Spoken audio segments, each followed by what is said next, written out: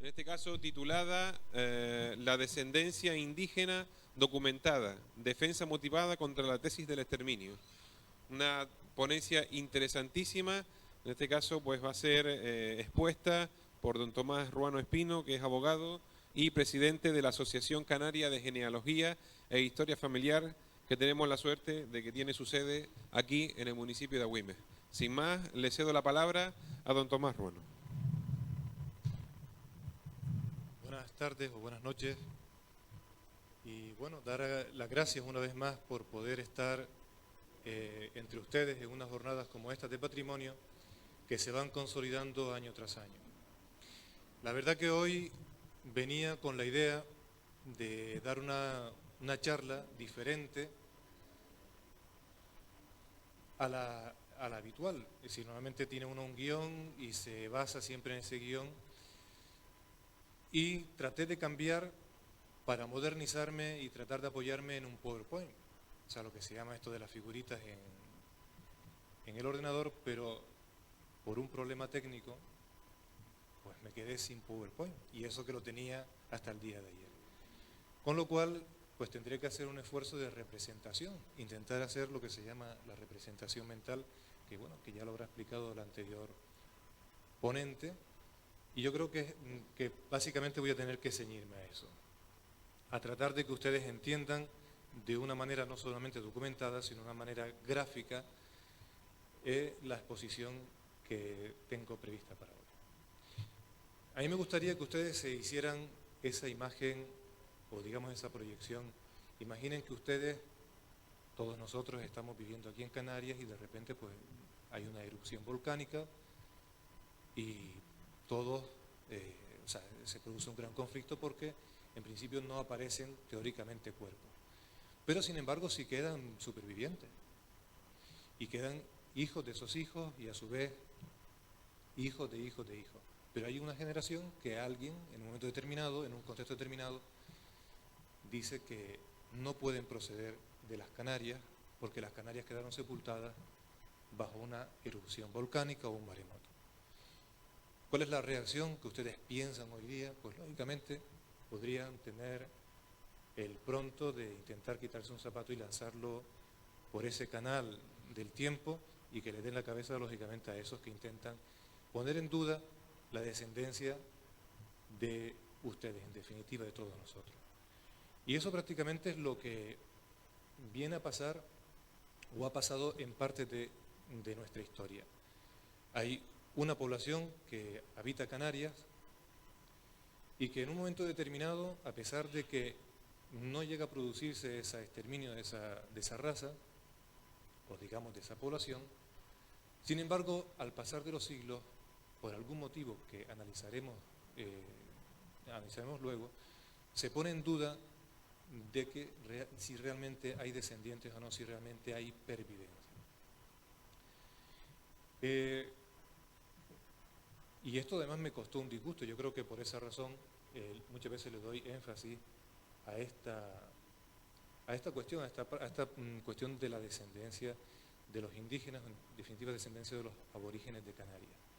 Yo recuerdo que estando estudiando en el año 78-80, cuando se empezaba a dar la asignatura de historia y dentro de ella la historia de Canarias, recuerdo que un profesor, yo estudié en Esclaré, pero bueno, un profesor de derecho de la escuela privada, explicaba que los canarios no sobrevivieron.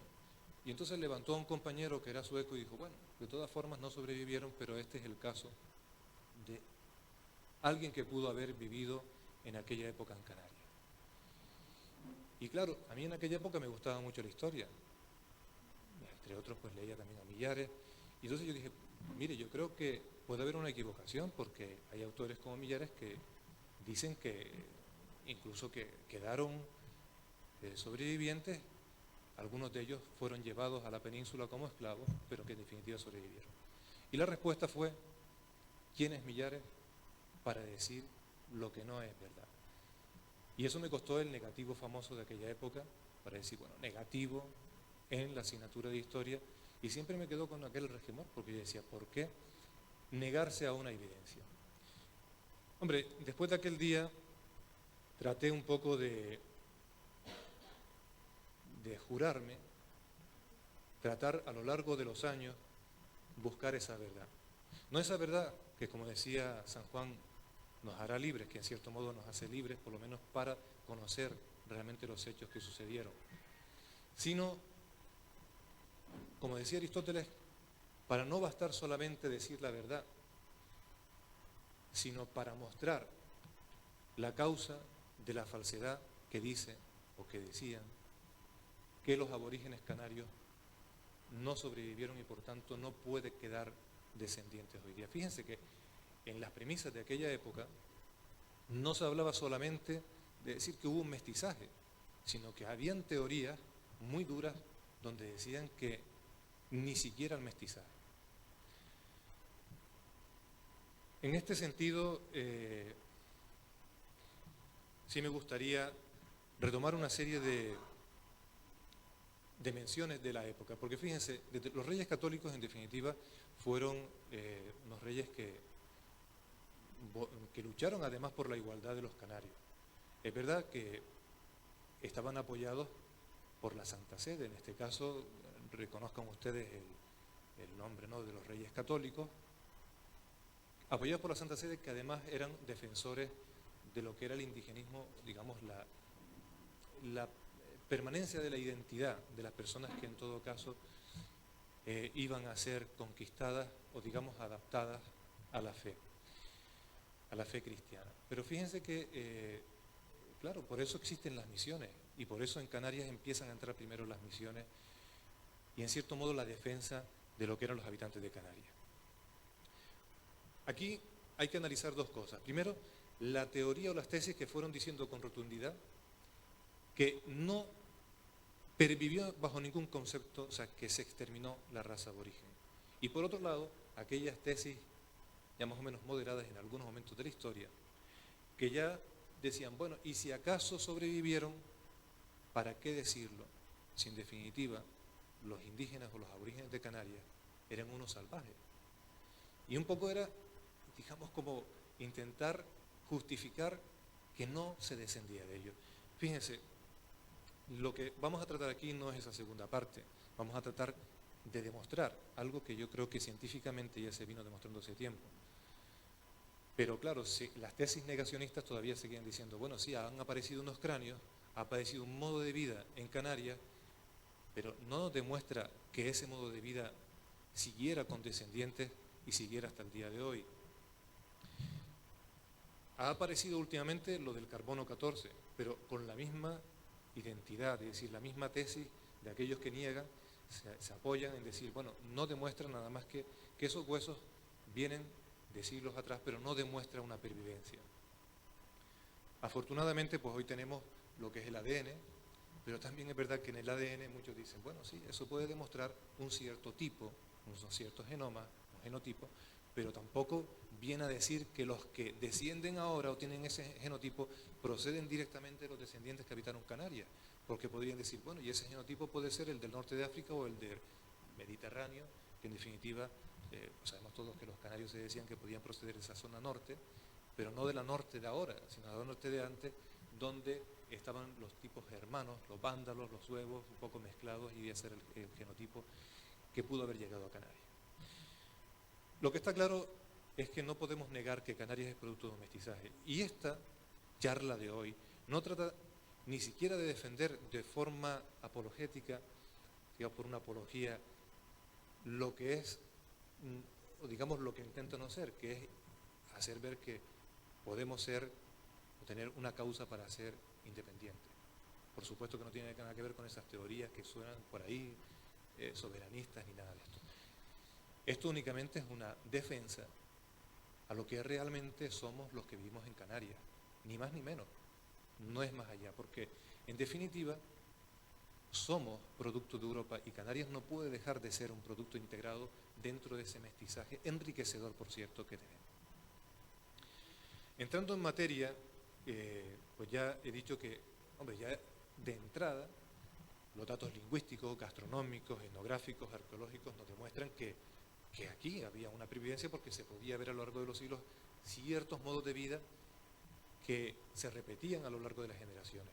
Luego, si tengo ocasión, comentaré el caso de Acusa o el caso de algunos pueblos aquí en Gran Canaria, que además son sintomáticos porque ahí donde se produce incluso una mezcla interesante entre los canarios, o sea, los guanches, que eran nativos de Tenerife, los canarios, que eran la raza, o sea, los pobladores de Gran Canaria, comeros, los bimbaches del Hierro, y se produce ese mestizaje interesante y sobre todo arriba en la cumbre.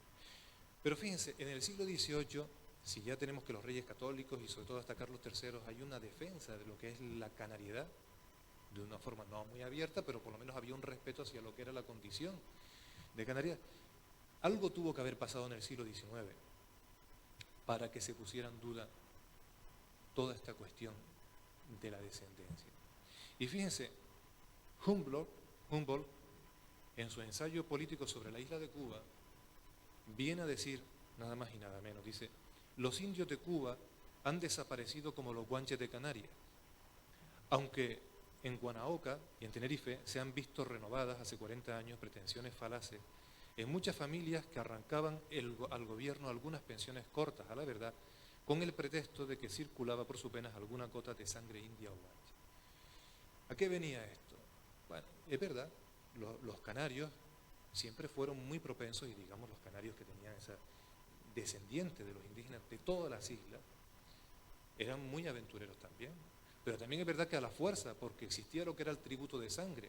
El tributo de sangre les obligaba muchas veces a viajar a América y de ahí nacieron fundaciones importantes de pueblos en Cuba, sabemos Matanzas, fundada por canarios, en Venezuela, el caso, por ejemplo, Montalbán, de una huimense además que funda un pueblo, Montalbán, que se llama Aguirre, por una deformación de Agüime en su testamento donde entienden que es Aguirre. Pero en toda esa geografía, tanto de Sudamérica, en esa parte cercana al Caribe como en el Caribe, existe la huella del canario, pero del canario además con mezcla indígena. De hecho, acuden a Cuba familias que proceden y descienden de canarios, de guanches, que claro, que en un momento determinado exigen del gobierno las mismas pensiones que para los indios del Caribe, descendientes de indios del Caribe. Y aquí donde Humboldt dice, eso no es cierto. Eso que están pretendiendo algunos canarios o descendientes de canarios que dicen que proceden de los indígenas para pedir pensiones no es cierto, porque quedaron exterminados. Y esto viene a traer otra ola. Fíjense que esto fue una cita en la publicación que se hizo del libro de Humboldt en el año 1827, en el libro de la segunda edición que se publicó en París en la casa de Jules Renoir. Pero fíjense que esta misma noticia de que en Cuba existían descendientes de canarios y que ponían en duda esa descendencia, se había puesto de manifiesto ya por Francisco Santos en su obra En prosa y verso, discursos políticos, en su tomo segundo que se publicó casi un siglo antes, en 1723, en Madrid, y donde en el discurso octavo comienza así: en la ciudad de Cuba, en Indias, había un linaje guanche de las Canarias, ciudad de Tenerife, y de este linaje una mujer veraz en lo sensual. Bueno, en definitiva, lo esencial, que ya se reconocía que había un linaje guanche porque los descendientes, o sea, los que llegaban allí, no tenían ninguna vergüenza en decirlo y además lo reclamaban. ¿Qué ocurre? Que la visión de Humboldt y la visión de otros contemporáneos hace que en el Diccionario Geográfico Universal, por una sociedad de literatos, que se publicó en 1831, siguiese con esta premisa. Y dice, sus habitantes, hablando de Canarias, dice, son de origen europeo, y entre ellos hay algunas familias que pretenden con poco fundamento descender de los mismos aguanches. Y viene a decir que dice, la mayor parte son españoles, hay algunos de origen francés, descendientes de los que quedaron de la expedición de Betancourt. Fíjense que en este caso viene a citar a Humboldt también, y viene a decir que, bueno, Humboldt habla del canario muy bien, ¿no? Pero sin embargo niega esa descendencia. Cuando hablamos de guanches hablamos de todos los canarios, hablamos de los canarios de todas las islas. Y fíjense que en toda esta premisa del exterminio, de que no quedaron descendientes, sigue posteriormente y dice, En el libro de Historia Natural General y Particular de Georges-Louis Leclerc, el conde de Buffon, decía, en una obra que tradujo un canario, que era José Clavijo y Fajardo, en 1796 dice, todos los que han escrito con conocimiento de las Canarias convienen en que sus antiguos moradores eran de nariz aguileña. Y aquí donde viene ahora su reflexión. Dice, su conquista no es tan antigua que hayan podido extinguirse las castas de los guanches, que este nombre se ha dado siempre a los antiguos habitantes de la isla de Tenerife. Y en efecto, hay en ellas pueblos enteros de los mismos naturales, que se conservan casi sin ninguna mezcla, sin notarse en ellos el defecto que atribuye. Está hablando de un defecto de la nariz aguileña, pero o sea, científicamente, o digamos por apoyarse científicamente, trata de decir que hay descendientes que mantienen casi pueblos enteros que se cruzan entre sí. Ya lo veremos ahora en esta ponencia, digamos en esta charla, cómo eso es cierto, pero no solamente en Tenerife. ¿Qué ocurre? Que las premisas de Humboldt y de otros científicos europeos hacen que en el año 1838 la Sociedad Médica Oficial de Socorros Mutuos, que editaba unos boletines de medicina, científicos, cirugía, farmacia, viene a decir de esta manera, dice, se cree que, hablando del exterminio, y el exterminio lógicamente entendemos, fíjense que exterminio viene de una palabra latina. En lo literal viene a decir extermini, es decir, expulsado fuera de su territorio, y si hablamos de eso, estamos de acuerdo. Pero el diccionario a partir de 1737 de la lengua española viene a decir que el significado exterminio denota la aniquilación por las armas de todo un pueblo. Y a eso se referían sobre todo los seguidores de Humboldt. Bien, pues en esta sociedad médica que intentaban pues hacer un modo científico y hablar de un modo científico, dice, se cree que los guanches fueron exterminados. Dice, pero téngase en cuenta que esto era fácil, por hallarse confinados en una isla de la cual no podían huir. Una reflexión científica, una reflexión simplemente, pues es decir, una isla, y como es una isla, no pudieron salvarse. Dice, es más fácil pensar que se pueden salvar los que viven en un continente porque tienen tierra dentro. Bien, de todas formas, hay otros muchos textos antes de entrar en materia sobre los argumentos de la presencia de los indígenas, no solamente en Canarias, sino fuera de Europa, a la que voy a hacer mención. Yo quisiera citarles algunos textos de interés. Por ejemplo, el libro de Grandezas y Cosas Notables de España, que se publicó en 1595 por el maestro Pedro de Medina, pero que se había publicado ese año, pero se escribió mucho antes, y ya venía a hablar que los canarios sobrevivieron, fíjense, en el siglo XVI, casi contemporáneos, y decía, finalmente siendo vencidos, obedecieron a los reyes católicos. Es un texto bastante amplio, yo lógicamente lo voy a resumir, pero habla de que hubo supervivencia. Otros autores, como por ejemplo en el libro El Compendio de Historia Universal, que se publicó en 1830, también contemporáneo a Humboldt, pero en este caso publicado por Louis-Pierre Anquetil, venía a decir sobre los habitantes de Canarias. Dice, se llamaban, y aún se llaman, guanchos. Eran de una estatura muy alta que se ha ido minorando, por el mestizaje se refiere, ¿no? Pero ya viene a decir que perviven. Dice, los pocos que han quedado de esta nación son cristianos por la Inquisición. Y decía también, en Tenerife, estoy hablando por toda esta zona del texto, dice, en Tenerife es donde se encuentra la mayor parte de los individuos de una nación que sobrevivieron a la destrucción de los españoles. Todo esto, lógicamente, está tomado de otras fuentes anteriores. Y bueno, hay otro autor, también poco conocido, porque se ha traducido poco, que era Johann Boehm, que publicó en 1556 en Anvers un libro donde, entre otras cosas, cuando se decía libro de las costumbres de toda la gente del mundo, y entre ellos habla de Canarias, y dice, de estos isleños, pocos han quedado, mas todas las islas están ahora pobladas de gente de España, bien pobladas. Habla de un mestizaje, o un posible mestizaje, que ya veremos hasta qué punto puede ser más o menos, pero viene a decir, fíjense, son contemporáneos a la conquista. Bien, ¿qué ocurre? Aquí hay unas tesis que son muy radicales. muy radicales.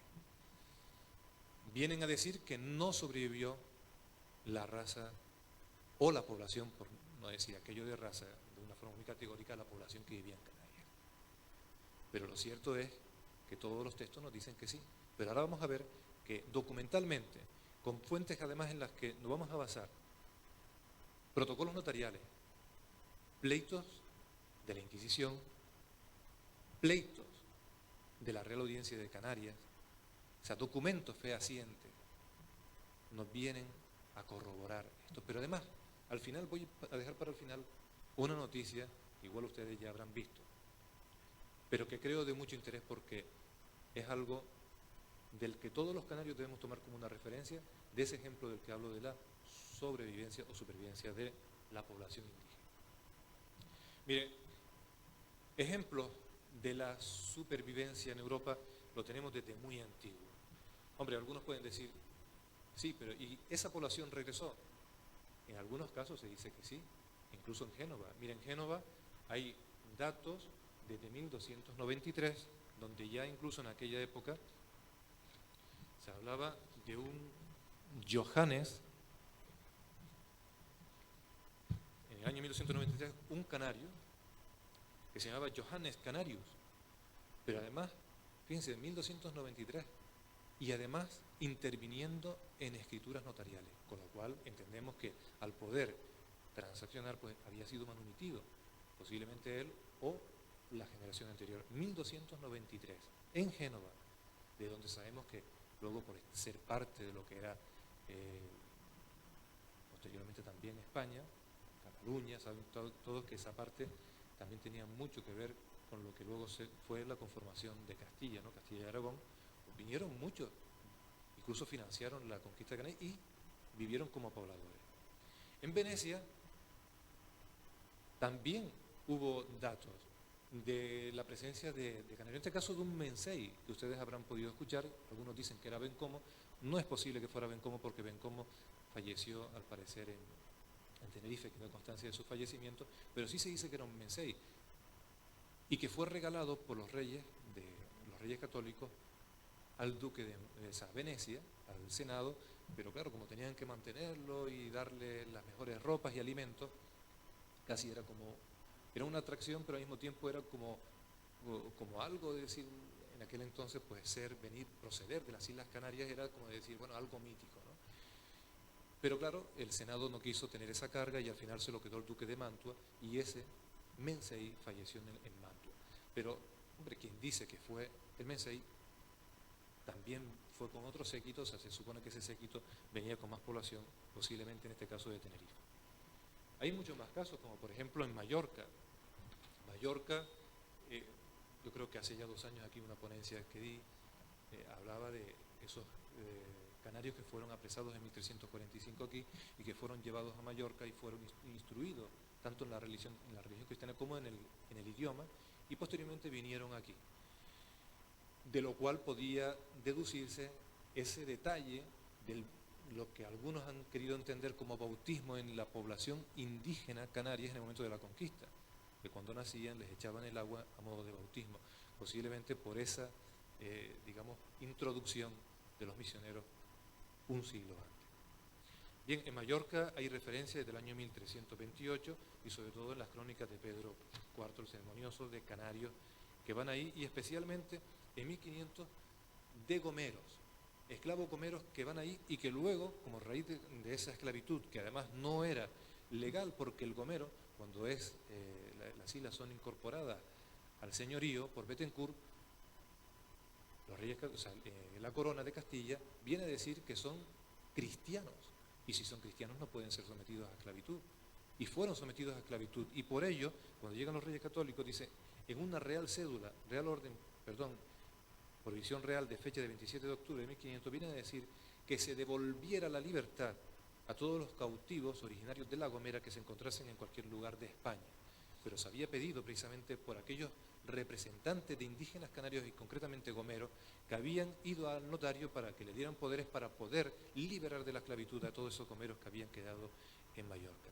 Bueno, concretamente se constatan que en Mallorca había en este caso cuando se fueron a liberar 31 gomeros, por lo menos que en ese momento de 1500 son liberados, y a la par, es decir, tanto 18 hombres como 13 mujeres, esos sí regresan y se incorporan a las islas, ya habían sido incorporadas a la Corona de Castilla, se integran como pobladores, pero vienen casi especialmente a Gran Canaria. Por eso aquí ya veremos que hay un mestizaje, sobre todo con gomeros.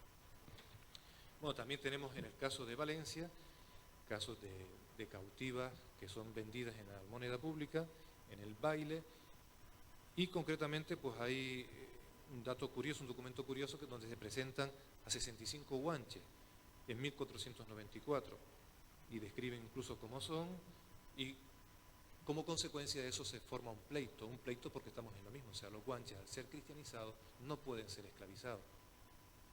Y vuelve otra vez el pleito y vuelven a ser liberados buena parte de ellos.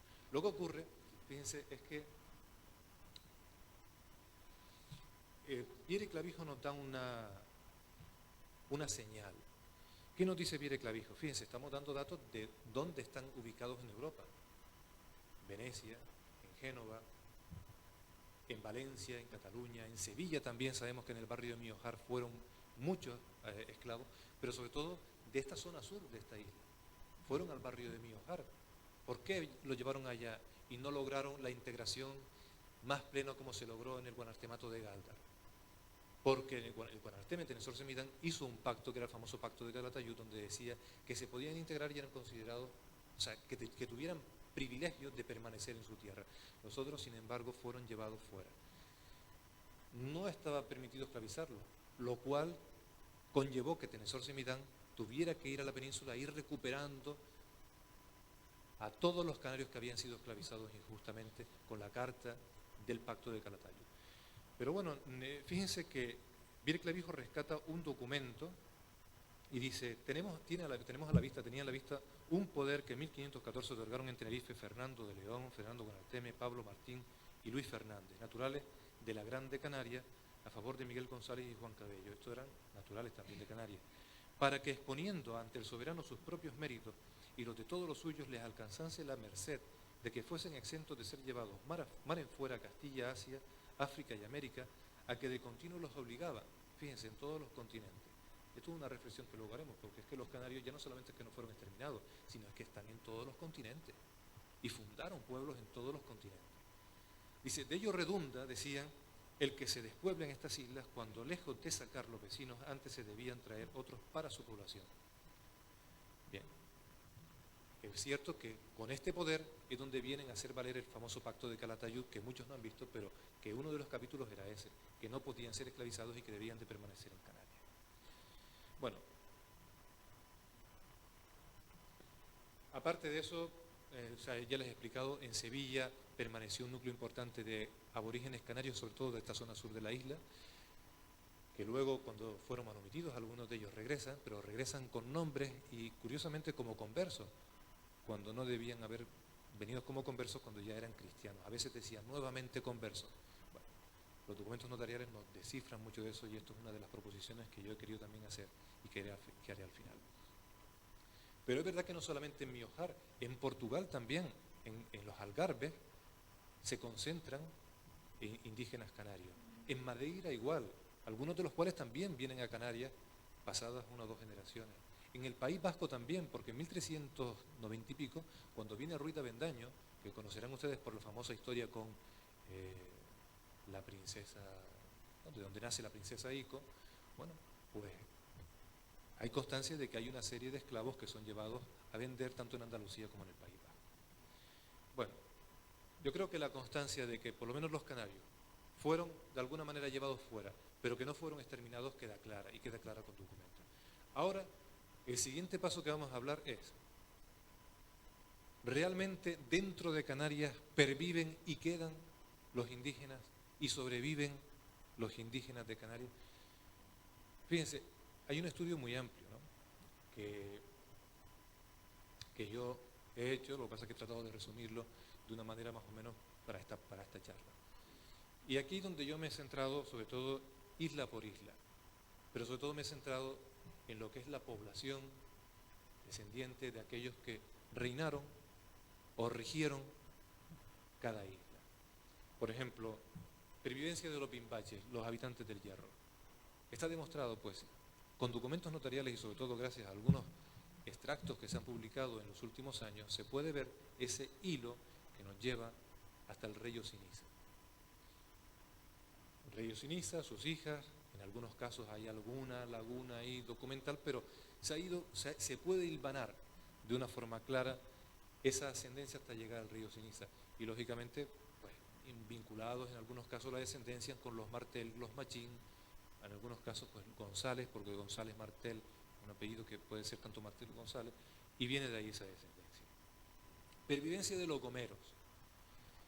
En La Gomera había un hechicero procedente de los reyesuelos de esa isla, que se llamaba Guajune.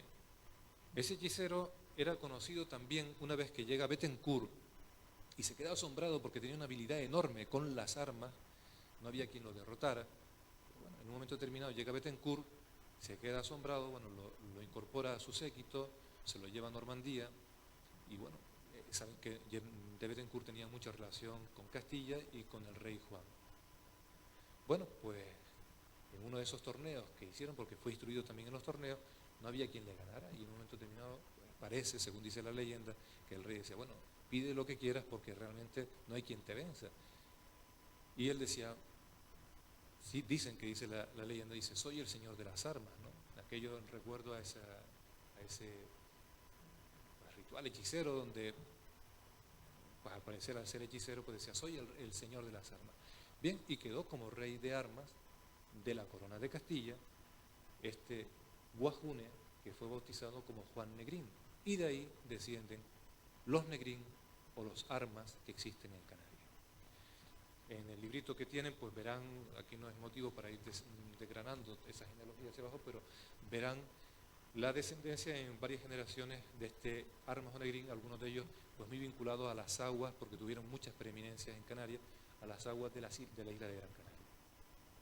En cuanto a los beneaoritas, que eran los habitantes de la isla de La Palma, bueno, existen documentos, esperemos que en los próximos años existan más, sobre todo en la transcripción de documentos públicos, pero vemos cómo sí, existe un dato además de donde descienden los espinos. Yo soy espino, pero bueno, hay muchos también que pueden descender de ellos. El primer espino que llega aquí, que llega de Llerena, casa, hay un mestizaje, casa con una nieta de una indígena de la isla de La Palma que se llamaba Juana de Valera y así está documentado. Esa indígena de la isla de La Palma, que además también parece se llamaba Juana de Valera, que se casa con un señor que come de caña, de donde vienen todos los Valera, bueno, pues viene a ser también madre de Cairasco de Figueroa, nuestro poeta, el poeta universal del que, bueno, algunos cuando estuvo una vez en Extremadura le llamaron la atención de que era hijo de un Gómez de Ocaña. Lo que pasa es que, claro, los documentos pone que es converso, pero muchos pensaban de que eran de los duques de Feria, ¿no? de esa familia de duques de Feria. Pero lo que está claro es que su componente indígena le hizo asumir muchos en sus escritos, muchos componentes que tenían que ver con las Canarias primitivas. Ustedes lean a Cairasco de Figueroa y casi es un poco un canto al a los habitantes de Canarias, a los habitantes indígenas de Canarias, pero es que él era descendiente de esos indígenas de Canarias de la isla de La Palma. Bueno, en cuanto a la pervivencia de los guanches, miren, hay por cada mensei que se conoce, que eran 7, incluso hasta el Hidalgo pobre, hay una descendencia documentada, y muy documentada porque en Tenerife la verdad que en muchos años, se dedicaron a rescatar a través de un programa que era Fontes Rerum Canariorum, muchos documentos donde se podía hilvanar, claro, ellos lo rescataban para no perder esos documentos de las actas de acuerdo del Cabildo, protocolos notariales de principios del 16, y claro, quien posteriormente se dedicaba a ver ese desgrane, a hilvanar esa familia, se daba cuenta de que realmente ahí había una pervivencia indígena que a lo mejor en aquel momento pues no había una atención, en algunos sí, pero que no se dio demasiada difusión. Bueno, pero en la charla, bueno, para que ustedes lo tengan ahí, he puesto un ejemplo significativo que era el Mensei de Anaga, porque fue significativo por dos cosas. Todos los menseyes tuvieron en algunos sus problemas con Alonso de Lugo. que era el gobernador de la isla de Tenerife. Y sobre todo porque, bueno, habían ciertas disputas siempre con relación a de quiénes eran los terrenos, el ganado, y los menseyes consideraban que tenían una cierta potestad autoridad, cosa que sí la tenían en algunos casos los descendientes del Guanarteme, aquí en Gran Canaria, con la zona de Guayedra, la zona de Gáldar, pero ellos pensaban que también, y no, y algunos pues tuvieron que salir de ahí. Este es el caso del mensey de Aragón. Tuvo pleitos con Alonso de Lugo, lo llegó a ganar, pero al final casi la decisión de la corte era que era preferible que se viniera a vivir a Gran Canaria. Y de hecho se constata que se viene a vivir a Gran Canaria al sur, especialmente en la zona de Arguineguín, y cerca incluso se puede entender que del Barranco del Águila, donde todavía, hasta el siglo, o sea, 1700 y pico, todavía pervivían las costumbres antiguas en relación con el ganado, costumbres de los aborígenes indígenas. Y de hecho, hasta un hijo de él se ve incluso en las notarías dando poderes, pero en notarías de aquí, o sea que se entendía ya que los hijos de los descendientes estaban aquí ubicados en Gran Canaria. En cuanto a la pervivencia de los canarios, hombre, yo les he dejado varios ejemplos. Es verdad que, igual que en Tenerife, pues todos los menseyes podían tenerlo, aquí en Gran Canaria también. Sobre todo por una relación genealógica que hace la hija de Tenesor Semidán, Margarita, donde empieza a hablar de todos sus primos incluidos, Adargoma, Maninidra. Incluso hay documentos que se habla hasta de Pedro Chemida, que dice que casa con una hija del Faicán. En este caso yo les he puesto aquí un poco la relación genealógica de lo que es la descendencia de Adargoma, la descendencia de Maninidra, famoso Guaire que estaba ahí cerca, en Tufia, y de Tenesor Semidán, que en Tenesor Semidán pues se produce un mestizaje, pero es que lo curioso es que veremos que a pesar de que aquí en este caso se produce mestizaje, también se produce lo que se llama la pervivencia entre propios naturales, y en este caso fíjense Canarias. Bueno, Adargoma, como ven ahí, de todas formas yo voy a hacerles un inciso porque luego cuando hable de un dato que me parece muy interesante, vamos a tratar esto. Miren, en Canarias, en Gran Canaria, existía una cuestión muy curiosa, porque en todas las islas existían los que eran los cantones. Sin embargo, cuando llegan aquí, en un siglo, y entendemos que quizás a lo mejor con la labor de los misioneros, se produce un concepto casi europeo de lo que era el reinar en la isla. Y es una unión que se produce a través de Gumidafe y Andamana, donde va dejando su descendencia, viene Artemi Semidán, o sea, esto estamos hablando del linaje Semidán, y a partir de Artemi, por su gran recuerdo que dejó, vienen todos los Juan Artemi, o sea, hijos de Artemi, que casi lo toman como un título, de lo cual viene el título de Juan Artemi. Pero fíjense, todo este linaje está muy unido a una cuestión que se llama, evidentemente, espiritual. ¿Por qué? Porque ellos entendían que esa unión estaba avalada por los dioses. Luego, posteriormente, por el Dios, porque al final ya nada más que creían en un solo Dios y sobre todo con la labor de los misioneros. Pero entendían que venía y tenía un cierto origen divino y un cierto origen espiritual. Y eso se va produciendo a raíz de todos los linajes, de toda la descendencia, incluso hasta llegar tanto a Arminda como llegar a Tenesor Semidán. Saben que Arminda era la legítima heredera y Tenesor Semidán era el que estaba en ese momento rigiendo la isla de Gran Canaria en el momento de que se produce la conquista. Bien, esto es un inciso que quiero para luego retomarlo. Pero bueno, ustedes lo tienen ahí, a Adargoma, sus hijos como los que va teniendo, incluso algunos se van mezclando con descendientes a su vez de Maninidra, y cómo van uniéndose canaríes, o sea, naturales de Canarias con naturales de Gran Canaria, generación tras generación. En el caso de Maninidra, incluso tenemos como un descendiente, que era Agustín Delgado, destacó en la conquista de Venezuela, tanto por los hechos bélicos como por sus valores humanos, y además incluso militó en la hueste del gobernador de Paria, Diego de Ordaz, y además ganó por mérito el grado de teniente de general. Bueno, esto no solamente ocurre con parte de esos linajes de Maninidra, sino además con otros que también destacan, canarios, descendientes de canarios, que además cuando salen fuera destacan por tanto sus valores humanos como por su destreza. En cuanto a la pervivencia de los majos, no les puedo decir mucho, pero ustedes conocen ya la descendencia de Teguise, que enlaza con Maciú de Betancourt, y por tanto Teguise, siendo descendiente del último rey de Lanzarote, de Sonsama, pues queda como ejemplo claro de un linaje que además está muy extendido en las Islas Canarias, que son los Bettencourt. Es verdad que en algunos casos pueden decir, no, pero todos los Bettencourt o todos los Betancourt, bueno, da igual la fonética, da igual la gramática, Bettencourt. Algunos pueden ser esclavos posteriores, pero casi todos los linajes de Bettencourt proceden de esa línea. Bueno, y luego se produce el mestizaje.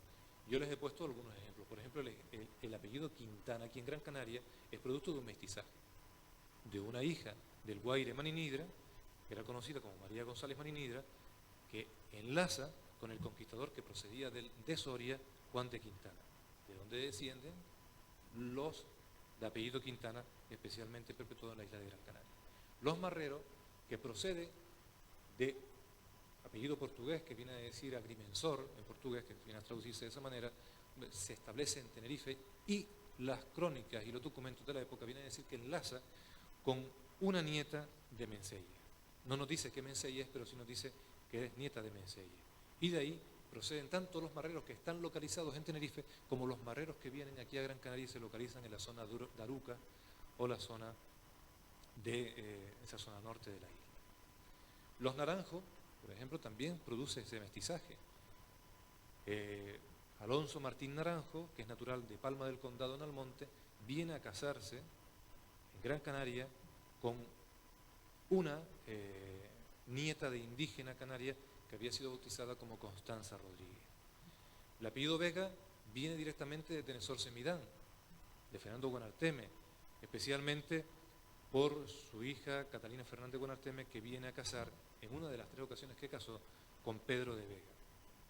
Ahí tienen una relación, sobre todo la relación, lo que yo me quería apoyar con el pueblo de Coñera para que vieran cómo los Vegas tienen sobre todo varios troncos principales, uno que se establece en Gamonal, en San Mateo, otro que se establece en la zona de San Bartolomé, en la zona alta aquí de la zona sur, y bueno, y queda muy extendido, otros en Valsequillo y otros posteriormente ya eso por lo menos hasta el año 1700, y luego posteriormente pues se diseminan en toda la isla de Gran Canaria. Bien, como les decía antes también, los Valera Suárez de Figueroa, que tienen que, o sea, a través de ese enlace con esa hija de una indígena de la isla de La Palma, de donde proceden los Espinos, los Cairascos, los Rodríguez de Orihuela, los Chirinos, los Padilla, los Argüellos, etc. El apellido Ortuñas, los Jaén, los Álvarez, el apellido de Guzmán, que enlaza directamente con Arminda. En definitiva, son muchos los ejemplos que se pueden hablar de ese mestizaje, donde queda de alguna manera perpetuada por mestizaje, repito, la población indígena. Pero también quedaron casos de unión entre propios canarios.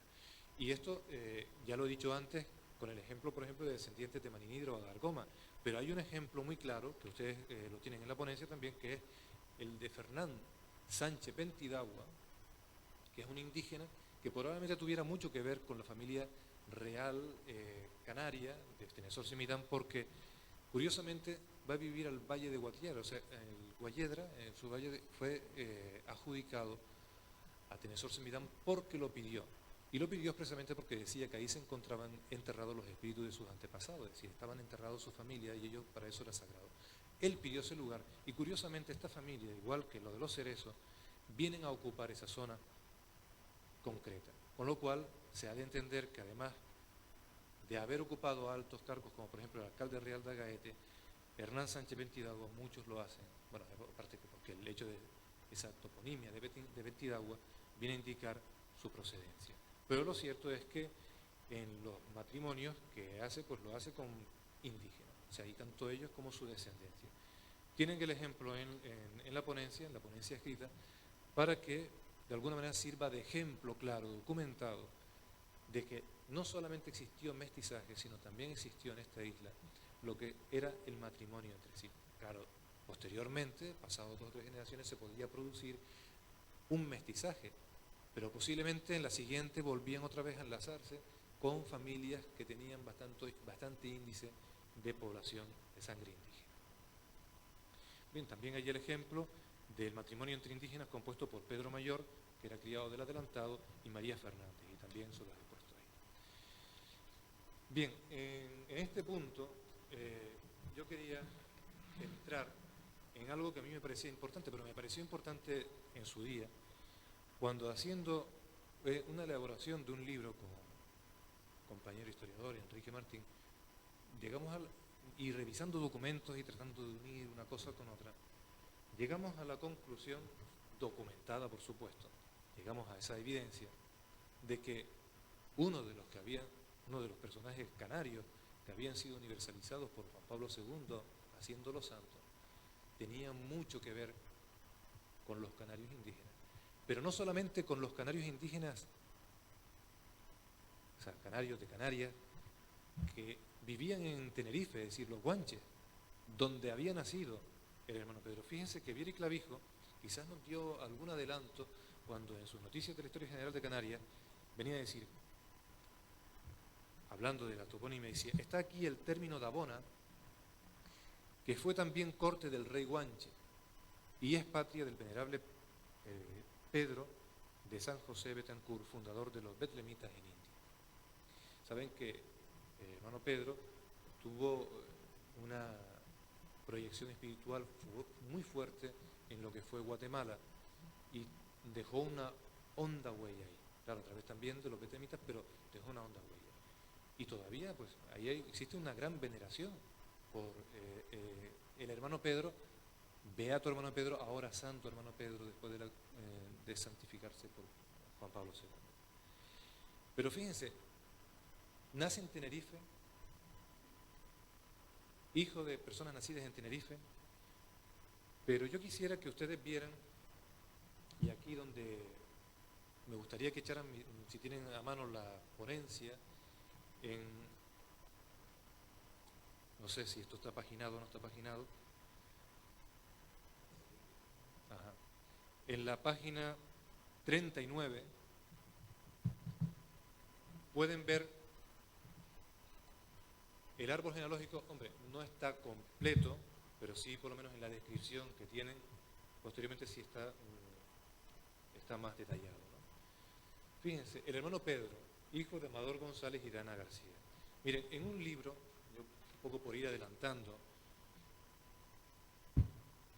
en un libro que se publicó en 1723, titulado Historia Betlemítica, que había sido publicado en Sevilla, encontré lo siguiente.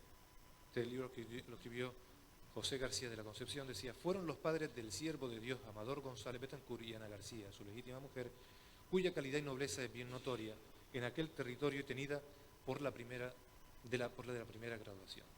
Tiene Amador González su descendencia de un caballero francés llamado Juan Betancourt, a quien la reina doña Catalina, madre del rey don Juan el II, cuando gobernaba por su hijo los reinos de Castilla, hizo merced del dominio de las Canarias.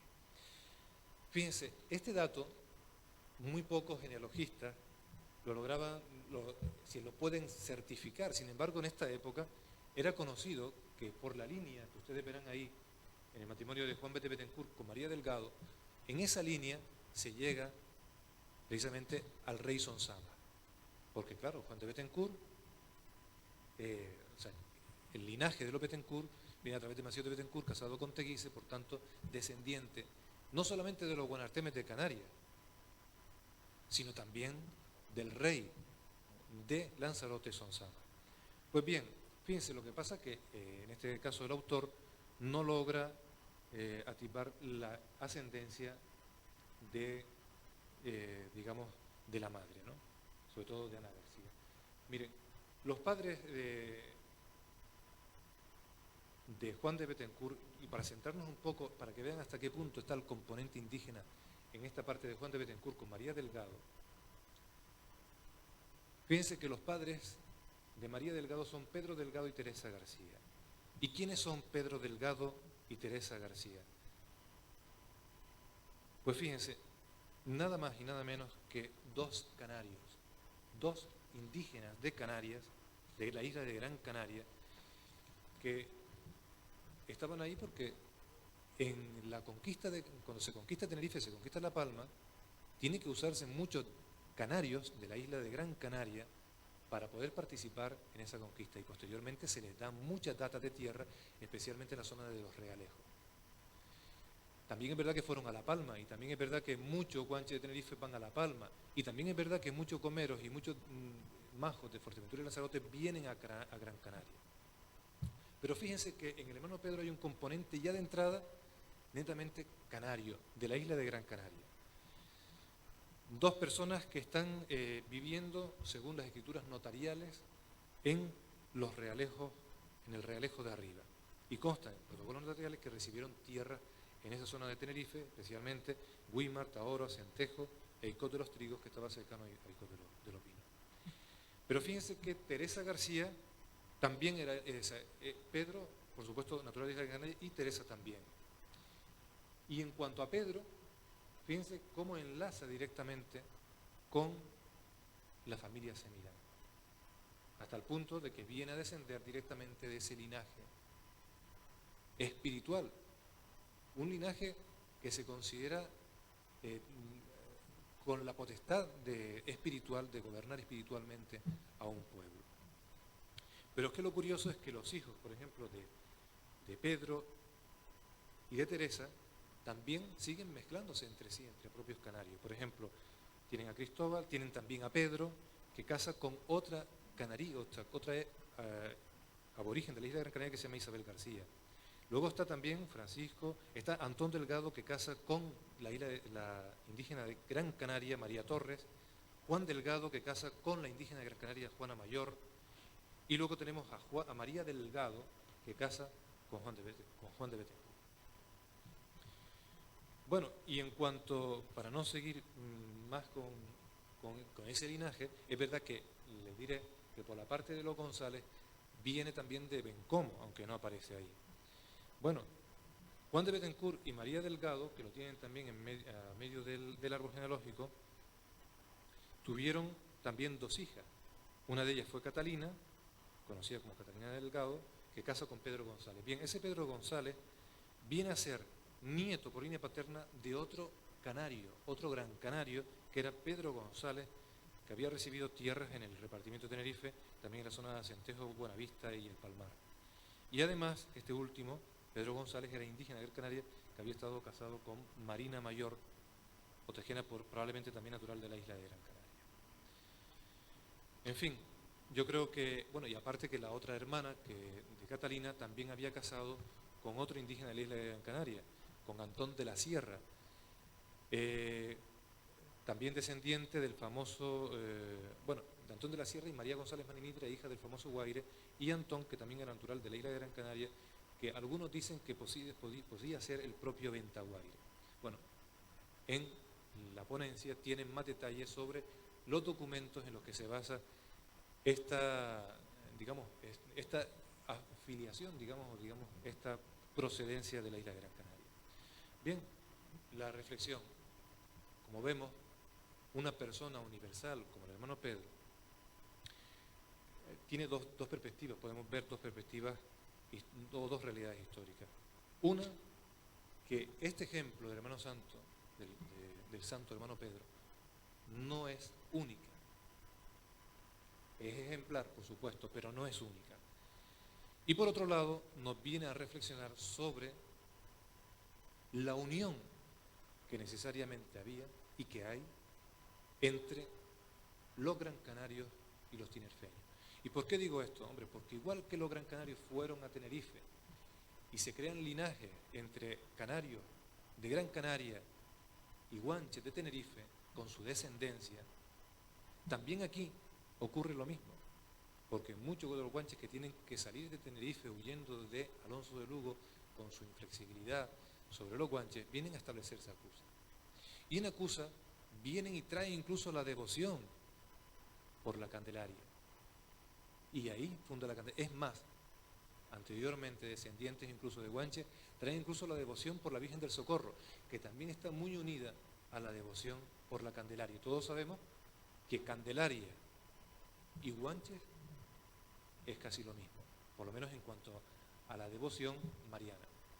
Va unida. Y sabemos que el socorro, pues la devoción por el socorro es por por la ermita que se crea en el medio del camino cuando trasladan a la Virgen desde la playa hasta el lugar que luego tienen en ese alto que le decían que era el Socorro, pues ahí queda la ermita. Pues bien, también hacen lo mismo en Tejeda, fundando la ermita del Socorro y posteriormente en Acusa. Y ahí vemos a los guanches de Tenerife uniéndose con los descendientes de Gran Canaria y además incluso hasta con incluso sus propios alcaldes. En la zona, ustedes lo verán en los apuntes históricos para Artenara, cómo tenían incluso su propio sistema de alcaldía. Bien, yo no quisiera, voy a ir concluyendo, de todas formas ahora si quieren tenemos ocasión de hablar. Hay una parte que sí me gustaría que conocieran, que es muy interesante, que es cómo ya no solamente la supervivencia, sino incluso cómo el rango de ser canarios tenía su importancia hasta el punto de que en la distribución de los asientos de Gáldar tienen una preeminencia los descendientes, en este caso del Guanarteme, al mismo nivel que el rey, o el representante del rey en este caso. Y sobre todo la previdencia de rituales aborígenes, sobre todo en las iglesias cuando se les bailaban a las imágenes, sobre todo en este caso, en algunos casos a las vírgenes. Cosas que fueron pues, muy reprobables en aquel entonces por el obispado, pero que demostraban y demuestran una cierta previdencia de sincretismo, que también es importante. Lógicamente con esa base cristiana, pero con ese sincretismo que también es una virtud del cristianismo, el permitirla para que en cierto modo haya un tránsito no doloroso hacia lo que es una creencia y llegar hacia lo que es la fe. Bien, la reflexión. A mí me gustaría dejar aquí una reflexión importante. Fíjense, todo esto que es nada más que un esbozo de lo que puede ser la demostración de la previdencia y por tanto luchar contra esas tesis del exterminio, conllevan sobre todo rescatar y recuperar muchos documentos históricos. Documentos históricos que están en protocolos notariales, que están en pleitos y que yo creo que es misión de las administraciones públicas que se lleva adelante. Muchos documentos del siglo XVI y XVII están esperando que se transcriban. Y yo creo que esperando que algunas administraciones públicas concedan, aunque sea un espacio de tiempo, una dedicación también de una mínima inversión para que algunos jóvenes que también saben transcribir puedan sacar esos documentos y que no se mueran carcomidos por las trazas, donde además no solamente hay muchos de los datos que estoy aquí nombrando, sino incluso del modo de vida de aquella época. Y luego, la importancia del sentir. Fíjense que a partir de hoy muchos, aunque entiendo que algunos ya antes podían conocer de esta realidad, pueden tomar dos decisiones. Cualquiera de las dos, pero yo entiendo que las dos son importantes. Una, entender que es un orgullo descender de una población privilegiada, una población que se decía que vivía en los campos elíseos, que vivía en las Islas Afortunadas y por tanto que vivía bajo una aureola mítica. Por eso yo creo que en muchas ocasiones se trató de desmitificarla y exterminarla. Por tanto, orgullo de descender de esa población, o por lo menos llevar esa población en la sangre de un modo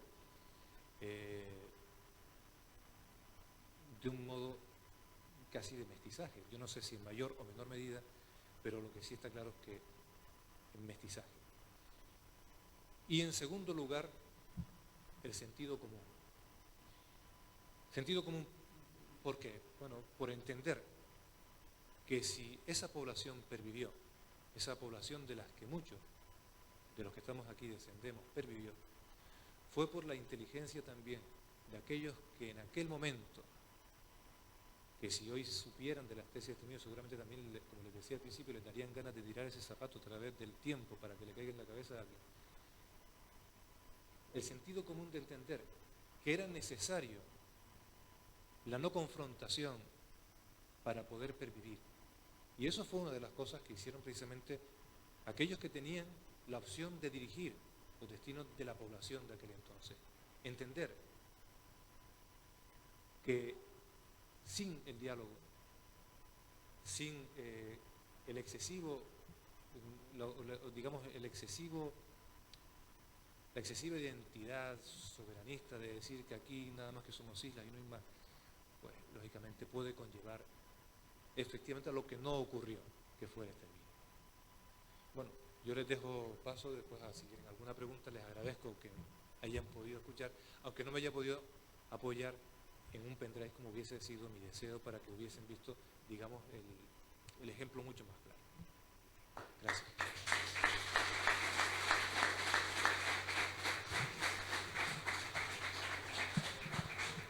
Muchas gracias, Tomás. Nosotros también sentimos que no hayamos podido acompañar con ese PowerPoint, pero creo que ha quedado bastante clara tu propuesta, tu tesis, que yo creo que todos compartimos.